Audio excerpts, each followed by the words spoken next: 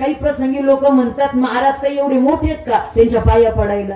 हे लोक येतात पाया पडतात, येतात पाया पडतात. काय यांच्या पाया पडावं? हे काही एवढे मोठे आहेत का? त्यांचं काही एवढं वय आहे का? त्यांचं काही एवढी पात्रता आहे का? किंबहुना हे पहा, आमच्या नाही पाया पडत, किंबहुना आमच्या पाया पडास आग्रही नाही. आमच्या पाया पडून काही उपयोग नाही. पाया पडायचं असेल, नतमस्तक व्हायचं असेल ना, तर या संत विचारांच्या व्हा.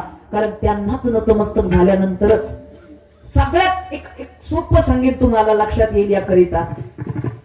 ज्ञानोबाराय अख्ख्या जगाची आई आहे, ज्ञानोबाराय अख्ख्या जगाची माऊली आहे. कोणी त्यांना ज्ञानोबाराय म्हणतं, कोणी ज्ञानेश्वर महाराज म्हणतं, कोणी ज्ञानराज म्हणतं, कोणी कैवल्य साम्राज्य चक्रवर्ती म्हणतं, कोणी काय म्हणतं.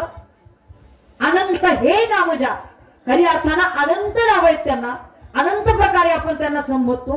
कारण तेच देव आहे, तेच संत आहे. कारण संत ते देव, देव ते संत, निमित्त त्या प्रतिमा. तुम्ही काहीही म्हणा, फक्त तुमचा भाव शुद्ध असला पाहिजे हाक मारण्याचा.